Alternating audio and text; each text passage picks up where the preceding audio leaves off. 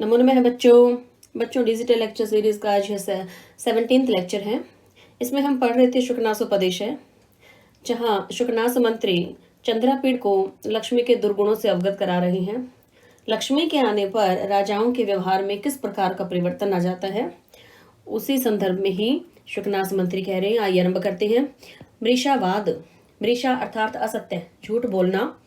मृषा का यहाँ है असत्य। झूठ बोलने के कारण विष विपाक संजात, विष के परिणाम स्वरूप उत्पन्न हुए मुख रोगा, मुख के रोग वाले एव मानो अति कृच्छेण अत्यधिक कष्ट से जलपंती बोलते हैं। कौन? यह राजा लोग, कि अपने आप को क्या समझते हैं कि हमारे पास बहुत धन है, और यह उस धन के आने पर क्या करते? असत्य बोलने लग जाते हैं। असत्य बोलने से, असत्य बोलने का जो विष है, उससे क्या है? मुख में रोग उत्पन्न हो गया है। मानो इसी कारण से ये अत्यंत कष्ट के साथ बात करते हैं। किसी दूसरे जन से बात करते हुए ये अत्यंत ही कष्ट के साथ उसे उत्तर देते हैं। अपने आप को बड़ा मानते हैं और निरंतर जो असत्य बोलते हैं उससे क्या हो जाता है? इनके मुख में मानो रोग उत्पन्न हो गया हो और उस रोग के कारण इनसे बोला नहीं जा रहा हो। सप्तछद तर्वैव, सप्तछद वृक्ष के भांति ही कुसुम रजो विकारई, पुष्प की, फूलों की रज अर्थात पराग के विकारई, विकार से सप्तछद जो वृक्ष है बच्चों, इसकी भांति ही। अब ये वृक्ष कैसा है? जो है सप्तछद लिखा बच्चों इस पे। इस वृक्ष की प्रत्येक शाखा पर 7 पत्ते आते हैं, 7 पत्ते होते हैं, और इससे इनके जो फूल होते हैं, जो पुष्प हैं, उनकी तीखी गंध से सिर में दर्द हो जाता है।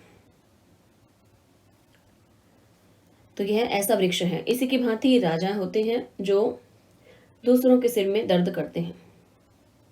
किनसे? अपने दुर्गुणों से। जिस प्रकार से कह रहे कि जैसे जो है सप्तछद वृक्ष के जो कुसुम, जो फूल हैं, उनके रज से अर्थात उनके पराग से, जो पराग क्या है उसके फिर क्या है? विकार से, पुष्पों के रजों के विकार से आसन्न वृत्ति नाम अर्थात जो आसन्न है, जो पास में, जो निकट में है, उनके सिर में शूलम उत्पादयंती, शूलम क्या होता है? पीड़ा। उत्पादयंती उत्पन्न करते हैं। तो बच्चों यहाँ शूलम का क्या अर्थ है?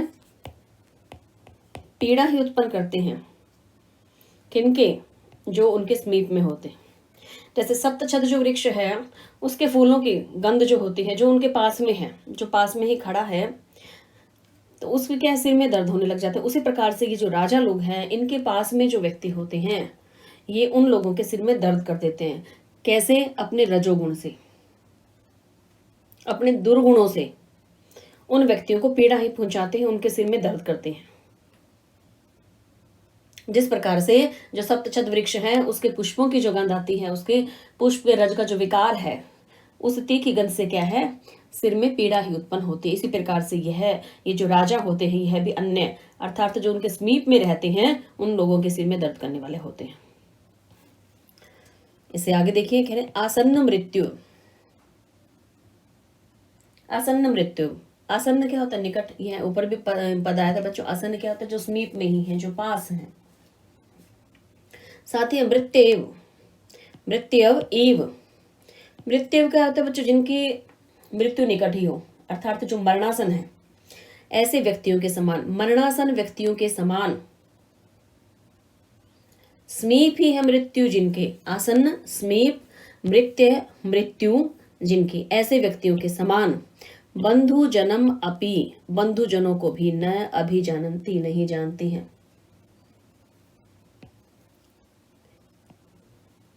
आसन्न निकट ही है, मृत्यु, मृत्यु। जिस प्रकार से जो मृत्यु के निकट होता है, ऐसा मनुष्य क्या है? अपने आसपास जो जन खड़े हैं उनको पहचानता नहीं है, उनको जानता नहीं है। उसी प्रकार से ये राजा जन जो है, जब इनके पास लक्ष्मी आ जाती है, ये राजा बन जाते हैं, तब कह रही है अपने बंधु जनों को भी नहीं पहचानते हैं। तो कह रहे हैं कि शुकनास क्या कह रही है कि हे चंद्रापीड़, तुम ऐसा कार्य मत करना, तुम ऐसे राजा मत बनना कि तुम लक्ष्मी के आने पर अपने बंधुजनों को भी नहीं पहचानो। जिस प्रकार से कोई व्यक्ति मृत्यु के निकट हो, मरणासन है जो, और वह अपने बंधुजनों को नहीं पहचानता है, उसी की भांति ही तुम अपने बंधुजनों को कहीं ना पहचानो। तो ऐसा राजा मत बनना, अर्थात राजा बनने के बाद अपने बंधुजनों को भी पहचानना है। इससे आगे देखिए, कह रहे उत्कुपित लोचना ईव तेजस्विनो न इक्षन्ते। तेजस्विनो, जो तेजस्वी जो व्यक्ति हैं, तेजस्वी जो व्यक्ति हैं उनको क्या न इक्षन्ते, नहीं देखते हैं। यहां देखिए क्या है, न है इसमें, और क्या है बच्चों, इक्षन्ते, नहीं देखते हैं तेजस्विनों के। किसकी भांति, उत्कुपित लोचना ईव, अर्थात जिस प्रकार से दुखती हुई आंख वाले, लोचना क्या होते हैं, नेत्र। उत्कुपित का क्या अर्थ है, जो दुखती हुए नेत्र हैं, अर्थात नेत्र जो है, नेत्र में किसी प्रकार के जो है रोग आ गया हो, नेत्र में पीड़ा हो रही हो, नेत्र दुखने लगे हों। दुखती हुई आंख वाला जैसे व्यक्ति होता है और वह तेज को सहन नहीं कर पाता। यदि जो दुखती हुई आंख वाले व्यक्ति को यदि सूर्य की रोशनी के लिए कहा जाए कि आप सूर्य की रोशनी को देखो, तो वह नहीं देख पाएगा। कारण क्योंकि इससे क्या होता है, वह उस आंख से देख ही नहीं पाता, क्योंकि उसकी आंख में पहले से ही दर्द है। तो आंख में रोग के कारण वह जो है सूर्य का प्रकाश सहन नहीं कर पाता है। उसी प्रकार से ये राजागण हो जाते हैं, जो तेजस्विनी जो व्यक्ति होते हैं उनको न इक्षुते, नहीं देखते हैं, उनको सहन नहीं कर पाते। अन्य व्यक्ति यदि उनसे कोई अधिक बलशाली हो, कोई और तेजस्वी व्यक्ति है उनसे ज्यादा है, तो वह उसे नहीं देखते। काल दष्टा इव महामंत्र ही अपि न प्रतिबुध्यन्ते। अब इसमें काल दष्टा इव अर्थात काल दष्टा क्या है, काल से डसा हुआ, काल के समय, दष्टा क्या है, डसा हुआ, और काल क्या हो गया, काल से या समय से डसा हुआ। उसके भांति ही महामंत्र अपि, महामंत्रों से भी न प्रतिबुध्यन्ते, नहीं जागते हैं। तो बच्चों, जैसे कोई विषैले सर्प से कोई डसा हुआ व्यक्ति है, काल से डसा हुआ है, सर्प के द्वारा डस लिया गया, ऐसे व्यक्ति को महामंत्रों का प्रयोग किया जाए, उनसे भी वह होश में नहीं आता, जागता नहीं है। यहां लिखा है विषैले सर्प से नहीं, विषैले सर्प से डसा हुआ व्यक्ति, अत्यंत ही जहरीले सर्प के द्वारा जब व्यक्ति को डस लिया जाता है, तो वह कितने ही मंत्र बोलो, उसके बाद भी वह जो है नहीं जागता है, अर्थात उसकी मृत्यु हो जाती है। उसी प्रकार से ये जो राजागण है, महामंत्रियों के द्वारा जगाए जाने पर भी नहीं जागते हैं। जब महामंत्री उन्हें अच्छी मंत्रणा देते हैं, तो उनसे भी ये राजा नहीं जागते हैं और गलत मार्ग पर चलते रहते हैं। तो कह रहे कि हे चंद्रापीड़, तुम ऐसे राजा मत बनना कि जो मंत्री अच्छी मंत्रणाएं दे रहा है, तुम उन्हें स्वीकार करना। आगे देखिए, जातुषा आभरणानेव, यहां है सो उष्माणम न सहनते। जातुषा, आभरण क्या होते हैं, आभूषण, और यहां जातुषा क्या है बच्चों, लाख। जातुषा का अर्थ है लाख से बने हुए। आभरण है यहां, देखिए पद क्या है इसमें, आभरणानी, बहुवचन में है, लाख के आभूषणों के जैसे। जिस प्रकार से जो लाख के जो आभूषण होते हैं, सो उष्माणम, उष्माणम क्या होती है, गर्मी को, न सहनते, सहन नहीं कर पाते, अग्नि को सहन नहीं कर पाते। को लाख के आभूषण, लाख के आभूषण को आप क्या करेंगे, अग्नि में करते हैं तो लाख तो पिघल जाता है, गर्म होकर वह पिघल जाएगा। उसी प्रकार से ये राजागण जो हैं, तेजस्वी व्यक्ति को सहन नहीं कर पाते। जो इनसे ज्यादा कोई बलशाली व्यक्ति आ जाता है, इनसे ज्यादा अत्यंत तेजस्वी व्यक्ति होता है, तो यह उसको सहन नहीं कर पाते कि तुम ऐसा मत करना। शुकनास मंत्री क्या कहना चाह रहे हैं कि चंद्रापीड़, तुम राजा बनोगे, तुम ऐसा कार्य मत करना। तेजस्वी व्यक्तियों की बातों को स्वीकार करना, उनसे मंत्रणा करना। आगे देखिए, कह रहे कि दुष्ट वारणा ईव महामान। यहां देखिए दुष्ट वारणा, क्या अर्थ बच्चों इसका? बिगड़े हुए हाथियों के समान। तो क्या कह रहे कि बिगड़े हुए हाथियों के समान। यहां है दुष्ट वारणा ईव, दुष्ट से क्या? दुष्ट वारणा का क्या होता है? हाथी। आगे देखिए, ईव जैसे ही, तत्पश्चात बच्चों पद है महामान स्तंभ निश्चलीकृता, अर्थात बहुत बड़े खंबे से बांधकर भी स्थिर किए गए। नहीं गृह्णयन्ति उपदेशम, उपदेश को ग्रहण करते हैं। हाथी के पक्ष में दिखाया जाए बच्चों तो यहाँ क्या है? जिस प्रकार से बहुत बड़े खंभों में बांधकर भी स्थिर किए गए, जो बिगड़ा हुआ जो हाथी है, जो दुष्ट हाथी है, वह हाथी महावत के उपदेश को, संकेतों को ग्रहण नहीं करता। उसी प्रकार से कह रहे कि जो महामान, जो कह के अभिमान के कारण, वो भी कैसा?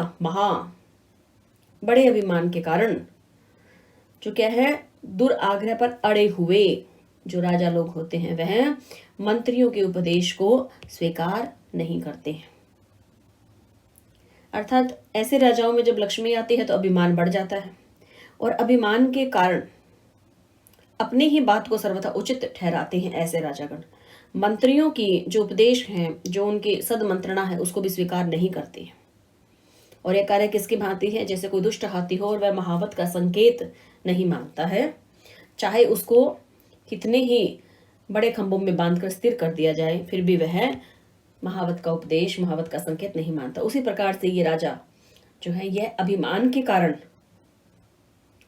दुराग्रह पर अड़े हुए होते हैं, और ऐसे राजा लोग मंत्रियों के उपदेश, जो उनकी सदमंत्रणा है, उसको नहीं पहचानते। आइए आगे करते हैं बच्चों।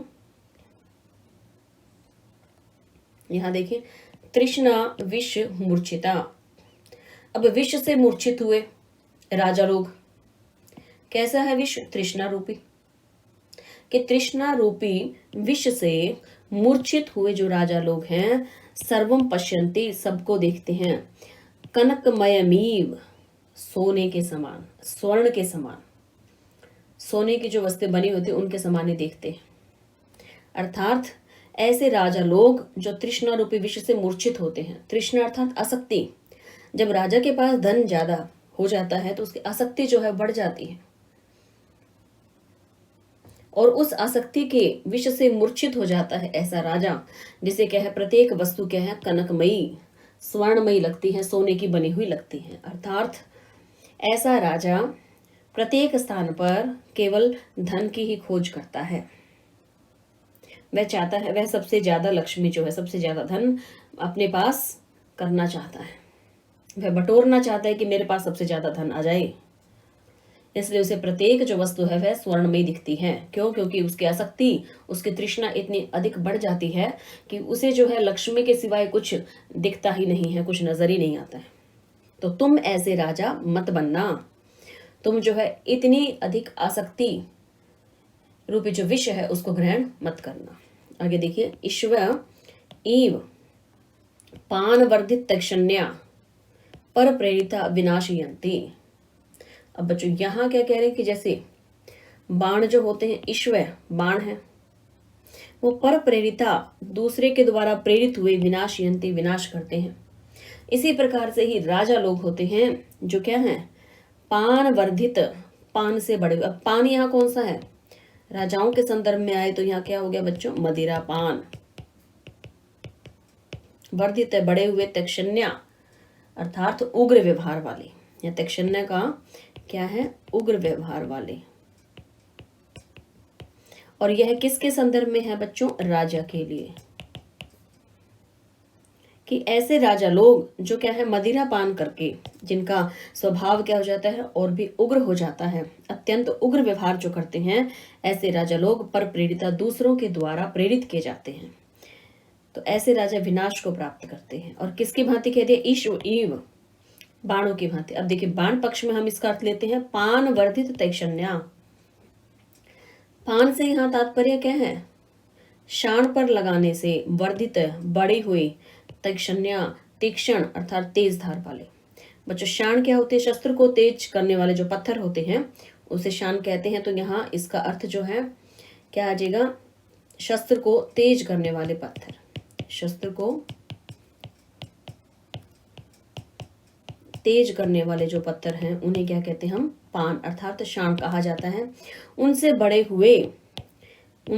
हुए तीक्ष्ण धार वाले जो ऐसे जो बाण होते हैं वह क्या है? दूसरों पर फेंके जाने पर क्या होता है? जब शत्रुओं पर उसे प्रहार करते हैं, बाण चलाते हैं, तो उससे क्या होता है बच्चों? नष्ट, विनाश ही होता है। तो बाण क्या है? बाण भी पर प्रेरित होते हैं, दूसरों के द्वारा प्रेरित होते हैं। उसी प्रकार से राजा भी पर प्रेरित है, दूसरों के द्वारा प्रेरित किया हुआ है। कैसे? अब जैसे बाण है, जब हम उसे तुणिल में से निकाल के जब चलाते हैं, उसको पहले क्या है? खींचते हैं, प्रत्यंचा को चढ़ाया, फिर बाण जो उस पर रख के उसे खींच के फिर बाण चलाया जाता है। तो ये क्या है? बाण को चलाया जा रहा है, अपने आप तो नहीं चल रहा, बाण को चलाया जा रहा है, वो पर प्रेरित है। उसी प्रकार से ये राजा लोग भी जो है मदिरा पान से इतने उग्र व्यवहार वाले हो जाते हैं कि यह क्या? पर प्रेरिता होते हैं। दूसरों के द्वारा कहने पर ही क्या? विनाशयन्ति, विनाश कर देते हैं। तो तुम ऐसे राजा मत बनना जो दूसरों के द्वारा प्रेरित हो, दूसरों के द्वारा कहने के अनुसार तुम जो है नष्ट कर दो, नाश कर दो किसी का। ऐसे राजा मत बनना। इससे आगे देखते हैं, कह रहे कि दूर स्थित अन्यपि, दूर स्थित हुए भी, फलानीव, फलों के समान, दंड विक्षेपई महाकुलानी, दंड अर्थात दंड क्या है? यहाँ पर फलों के संदर्भ में लेते हैं तो दंड क्या है? डंडों के द्वारा, विक्षेपई फेंकने से, शातयंती नष्ट हो जाते हैं। देखिए पहले फल के संदर्भ में लेते हैं, जैसे दूर स्थित, जैसे बहुत ही दूर है फल लगा हुआ है और हम जो उसको क्या तोड़ने के लिए उस पर क्या किया जा रहा है? मान लो उसे डंडे के द्वारा या पत्थर के द्वारा जो उसको तोड़ने की कोशिश कर रहे हैं। तो दंड विक्षेपई कह रहे हैं कि जिस प्रकार से ऊंचाई पर लगे हुए दूर जो स्थित हैं ऐसे फलों को तोड़ने के लिए दंड विक्षेपई, डंडों को फेंका जाता है, डंडों के फेंकने से वो फल टूटते हैं।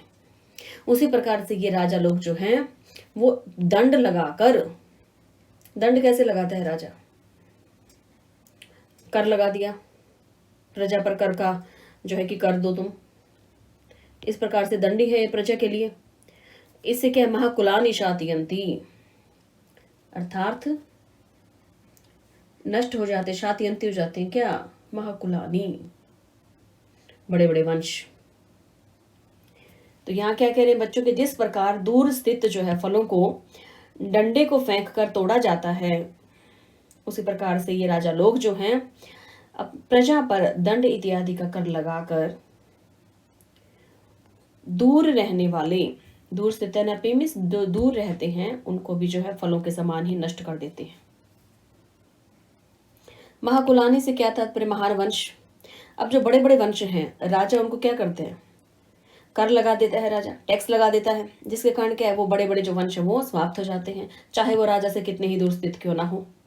किसकी भांति? जैसे जो फल हैं वो बहुत दूर हैं, दूर स्थित फल हैं, उनको डंडों के फेंकने से जो उन फलों को नष्ट कर दिया जाता है। उसी प्रकार से बड़े बड़े वंश जो है उनको कर इत्यादि लगाकर जो है नष्ट कर दिया जाता है, चाहे वो कितने ही दूर स्थित हों। वो बड़े वंश, महान वंश जो हैं उनको भी राजा जो है नष्ट कर देता है। तो तुम ऐसे राजा मत बनना। आगे देखिए, अकाल कुसुम प्रसवा ईव, अकाल अचानक, कुसुम फूल, प्रसवा उत्पन्न होना, ईव मानो मनोहर आकृत्यो अपि, मनोहर आकृति वाले भी लोक विनाश हेतवै, लोक के विनाश के कारण होते हैं। अब यह राजा देखिए क्या कह रहे हैं? राजा क्या है? मनोहर होते हैं, मनोहर कृत्यो अपि, राजा क्या है? मनोहर है, सुंदर है, मनोहर आकृति वाले हैं। यहाँ क्या है? मनोहर आकृत्यो, मनोहर आकृति वाला होते हुए भी लोक विनाश हेतु, लोक के विनाश का हेतु है। जिस प्रकार से अचानक जो फूल जो है उत्पन्न होते हैं, वह भी क्या है, लोक विनाश के हेतु ही है। अब यहाँ कैसे कहना चाहिए, क्या कह रहे हैं शुकनास यहाँ पर, कि जो मनोहर होता है वह तो, जो मनोहर है, जो सुंदर है, उसे अपने कार्यों में भी तो सुंदरता लानी चाहिए। यदि उसके कार्य सुंदर नहीं होंगे तो क्या होगा, लोक के विनाश का कारण ही बनेगा।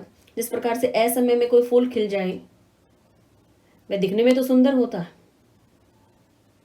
दिखने में तो वह क्या है, बहुत सुंदर है, लेकिन वह समय पर नहीं खिला तो वह क्या है कि लोक विनाश का कारण होता है। तो क्या कह रहे कि राजा जो है उसके कार्यों में, जब वह स्वयं सुंदर है तो उसके कार्य भी सुंदर होने चाहिए, कार्यों में भी लोक कल्याण होना चाहिए, लोक विनाश नहीं होना चाहिए। तो कह रहे कि चंद्रापीड़, तुम मनोहर हो, तुम सुंदर हो, तो तुम्हारे निर्णय भी सुंदर होने चाहिए, और वह भी लोक कल्याण के लिए ही होने चाहिए। आगे देखिए, शमशान अग्नेय ईव अति रौद्र भूत्य। शमशान की अग्नियां, यहाँ पे है बच्चों, शमशान है और अग्नि है। कह रहे कि शमशान की जो अग्नियां होती हैं वो क्या भयंकर होती हैं। अग्नि तो कहा, लेकिन किसकी, शमशान की। क्या है वो, अत्यंत ही अति रौद्र, अत्यंत रौद्र होती हैं, अत्यंत भयंकर होती हैं। कि शमशान की आग के समान अति रौद्र है, अत्यंत भयंकर। कौन, भूतिया। कह रहे कि अति रौद्र भूतिया अत्यधिक रौद्र वाली होती है, अत्यधिक भयंकर होती है। उसी प्रकार से देखिए राजा के लिए क्या कह रहे हैं, कि राजा जो है वह भी क्या है, अत्यंत भयानक ऐश्वर्य वाला है। जिस प्रकार से जो शमशान की जो अग्नि है वह अति रौद्र, अत्यंत भयानक होती है, अति रौद्र भूत्य, बहुत ही भयानक होती है। उसी प्रकार से राजा जो है उसके पास क्या है, लक्ष्मी है। तो लक्ष्मी अर्थात उसके पास क्या, अति रौद्र, अत्यंत भयानक ऐश्वर्य है, जिससे जो है वह नष्ट हो जाता है। अब शमशान की जो अग्नि है उसको धारण करने का सामर्थ्य किसमें है, केवल भगवान शिव में, वही धारण करते हैं, अन्य जन तो नहीं करते। तो राजा जो है, जो अति रौद्र जो संपत्ति है जो धारण करता है, तो वह उसको धारण करने के योग्य भी तो होना चाहिए। तो तुम्हें जो है योग्य बनना है, ताकि तुम इस लक्ष्मी को, जो कैसी है, अत्यंत ही भयानक ऐश्वर्य वाली है, अति रौद्र कह दिया, अत्यंत भयानक ऐश्वर्य वाली इस लक्ष्मी को तुम धारण कर सको। इससे आगे देखिए, कह रहे कि तमेरिका एव दूरदर्शिन है। यहाँ देखिए बच्चों, यहाँ जो है ये गलती से प्रिंट हुआ है बच्चों, इसे काट दीजिएगा, यहाँ छोटी ई आएगी। क्या कह रहे हैं, तमेरिका, तमेरिका से क्या तात्पर्य, तिमिर नामक नेत्रों में जो रोग हो जाता है, तिमिर का जो रोग है जो नेत्रों में होता है, एव अदूरदर्शिन, उसी की भांति ही अदूरदर्शिन अर्थात दूर तक दिखाई देना। दूरदर्शिन क्या होता है, जिसको दूर तक दिखाई दे, अदूरदर्शिन है जिसको दूर तक दिखाई ना दे।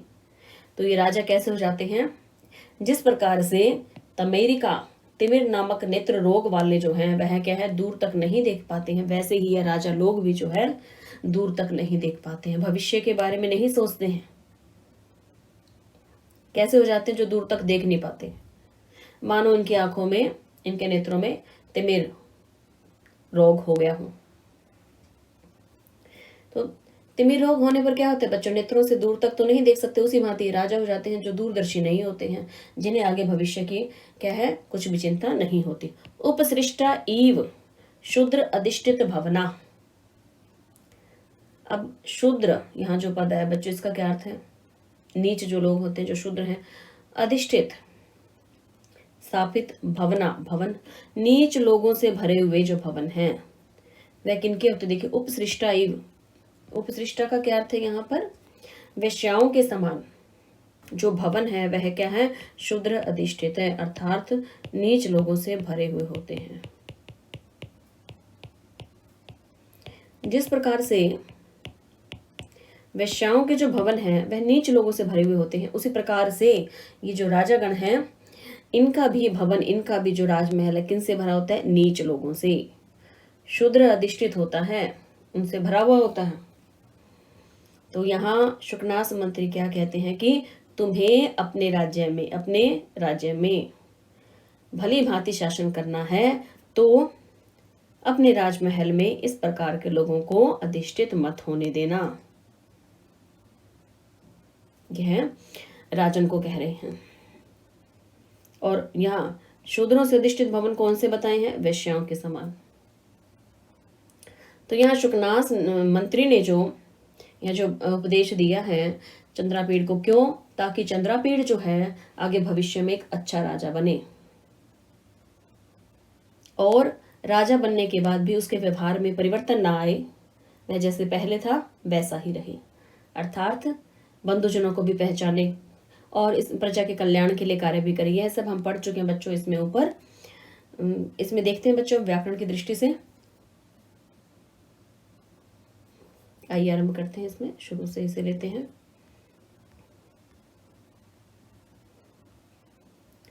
यहाँ बच्चों देखिए, इसमें है यह जो पद आया है सप्त छदा नाम तरवई, इसमें षष्ठी भक्ति है। देखिए सप्त छद तरवई यह पद है।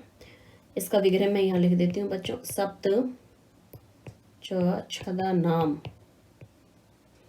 तरवह,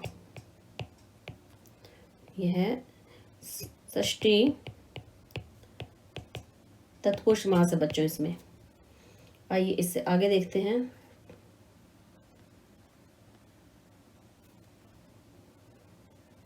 महामंत्रयी इसमें पद है बच्चों। महामंत्रयी में जो है कर्मधारी समास है इसमें।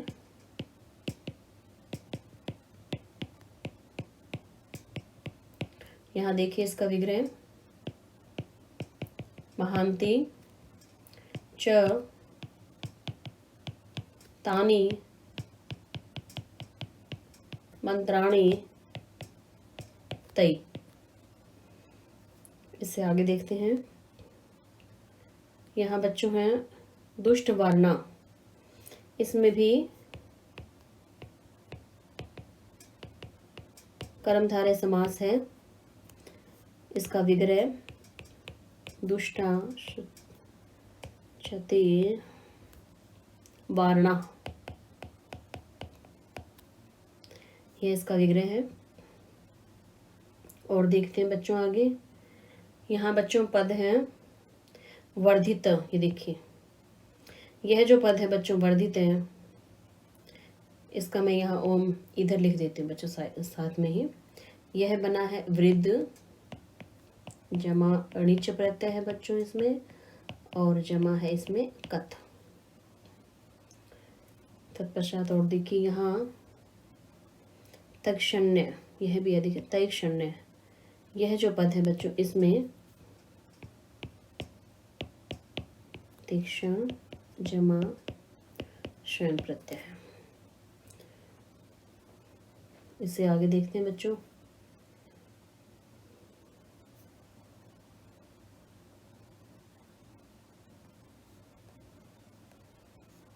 यहाँ पद आता है अकाल कुसुम प्रसवा, इसमें तत्पुरुष समास है बच्चों। इसका विग्रह अकाले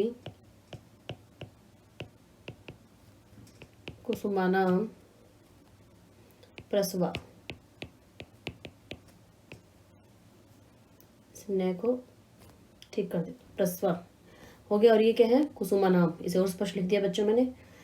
इसमें तत्पुरुष समास है। तत्पश्चात देखिए बच्चों लोक विनाश हेतवे, इसमें षष्ठी तत्पुरुष समास है। इसका विग्रह लोकस्य विनाशे तस्य हेतवे। इसी प्रकार से बच्चों यहाँ देखिए शमशान अग्नि, ये जो पद है इसमें भी षष्ठी तत्पुरुष समास है। शमशानस्य अग्नेय। तो बच्चों इसमें आज हम यहीं तक ही करेंगे, इससे आगे का अगले लेक्चर में। तब तक के लिए बच्चों घर पर ही रहिए और इसी प्रकार से अपनी पढ़ाई जारी रखें। नमो नमः।